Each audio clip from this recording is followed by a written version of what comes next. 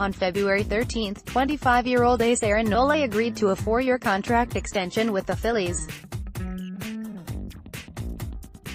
A day later, 26-year-old Max Kepler and 25-year-old Jorge Polanco agreed to 5-year extensions with the Twins.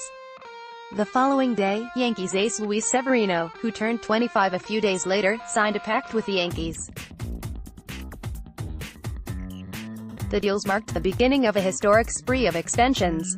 From mid-February through Thursday, 27 players had agreed to extensions worth a total of 132 years and $2.045 billion, according to data from the MLB TradeRumors.com extension database analyzed by 538. There has never been a flurry of activity like this. March represented the most $1.126 billion and years 58 awarded in contract extensions in a one-month period that we've seen. While veteran stars including Nolan Arenado, Chris Sale and Mike Trout all signed massive extensions this spring, players with little major league experience made up the majority of the deals. 14 of the players, including reigning NL Rookie of the Year Ronald Acuna, who signed a $100 million extension last week, and fellow Brave Ozzie Albies, who signed a much-discussed extension Thursday, were so early in their careers that they were not yet eligible for salary arbitration, which generally requires a player to accrue 3 years of major league experience before becoming eligible to negotiate for significant raises. 8 others were at least a year shy of 6 years of service time, the amount required to become a free agent. In 2019 to date, players signing extensions have forfeited 51 combined arbitration-eligible seasons and 69 future free agent years. The deals also include club options covering 25 seasons. Buying out the arbitration and free agency years of younger stars for the purpose of controlling and reducing payroll costs was a practice pioneered in the early 1990s by John Hart, then general manager of the Cleveland Indians, who watched great Pittsburgh Pirates teams broken up prematurely because of escalating player costs. While extensions had since become common practice, the activity had slowed in recent seasons as young stars like Bryce Harper and Manny Machado seemed intent on hitting the open market as soon as possible. So what's behind the extension surge this spring? Why are MLB teams intent on avoiding arbitration and locking up young stars? It may be because arbitration wasn't working to begin with, at least from the perspective of the teams. Under arbitration, a player and a team each puts forth a salary amount to a panel of arbitrators, who then must decide on one of the two figures. In the past 2 off-seasons, players have totaled more wins than losses in arbitration cases against the owners, the first time that's happened in back-to-back years since 1989-90. Through 2015, owners had won 58% of all arbitration cases, according to Forbes. This winter, Jarrett Cole, $13.5 million, and Trevor Bauer, $13 million, were among the 6 players to win their cases against their clubs. Arenado and the Rockies avoided a hearing, which is common practice, by signing a 1-year, $26 million deal, a record for a player eligible for arbitration.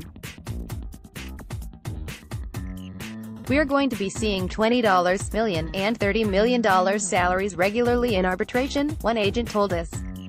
MLB teams, are going to try and push back on that. How do you do it? You pull those guys out of the system.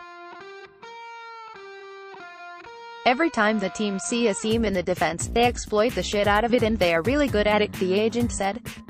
They are capitalizing on good players they have been watching through the draft, through the minor leagues, and who are represented largely by unqualified or underqualified agents. The teams have scouting reports on agents the very same way they have on opposing hitters and pitchers. They have heat maps. They know our tendencies, they know who will go to arbitration, who won't, whose business is failing, and they need to vest their fees. The agent noted that teams look at arbitration as an important battleground and have scores of analysts that compile data for these cases.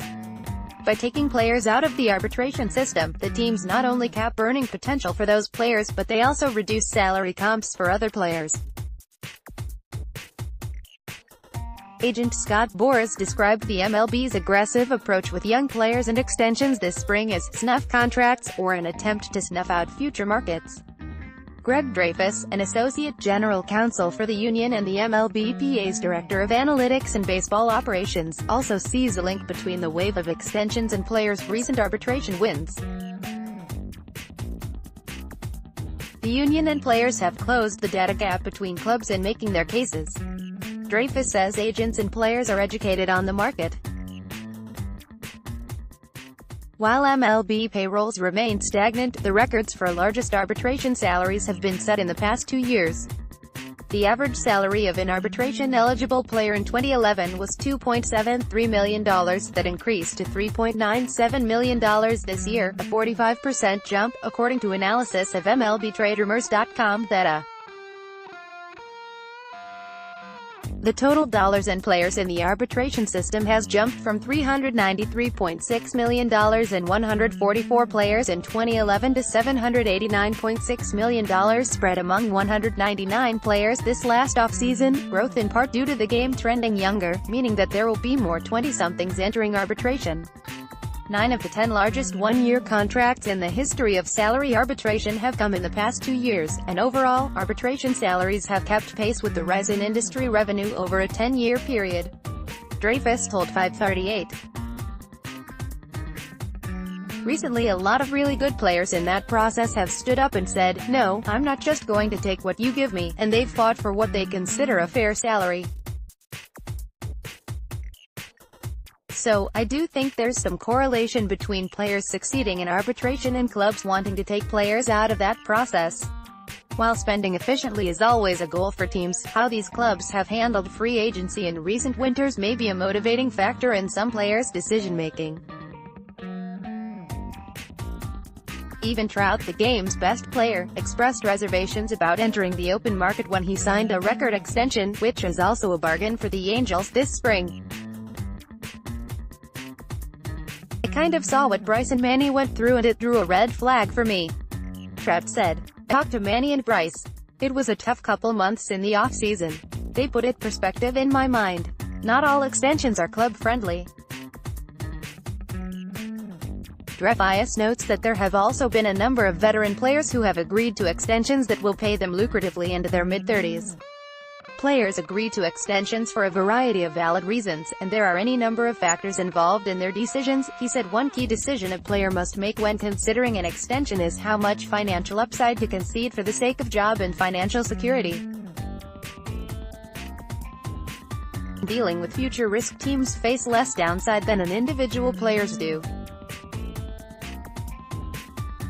While a team can absorb a poor contract, a player is one injury or decline in performance away from having his career trajectory significantly altered.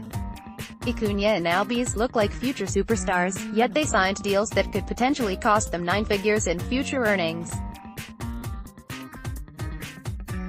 White Sox top prospect Eloy Jimenez signed a 6-year deal with 2 club options before he ever took a major league at-bat, limiting his financial upside. Those are the types of club-friendly deals that some on the players' side have criticized. There is also an argument that individual players ought to consider not just themselves but their peers and future major leaguers when considering a long-term deal, and that they should wait until they are at least arbitration eligible. If guys aren't going through the system, if all the young stars are signing before they get there, then we are not going to have those posts to hold on to, the agent said of salary comps. "I don't think this is teams trying to screw with the free agent market. They are trying to take the best young players out of the arbitration system." Toronto outfielder Randall Grichuk, 27, said the Blue Jays began negotiating with him last month during spring training in the midst of the extension spree. He eventually signed a 5-year, $52 million extension. "The way I looked at it was taking guaranteed money, setting my family up for life. It's hard to turn down," Grichuk said. "If I leave a few dollars on the table now, I'm going to just be finishing my 31 season after his deal expires, going into free agency. If I produce well, I'm going to be young enough to make some more." And if I'm not able to, whether due to injuries, failures, anything happens, I'm still set for life." Grichuk was into his arbitration years when he signed his extension, but he didn't take issue with young stars like Acuna opting for financial security earlier along in the process. He could have probably waited and got more, but it's tough to talk negatively about a guy who just got $100 million and is set for life, Grichuk said. "What's the difference between $100 million and $200 million? His kids won't have to work. I think it's one of those things where his life changes completely." Neil Payne contributed research.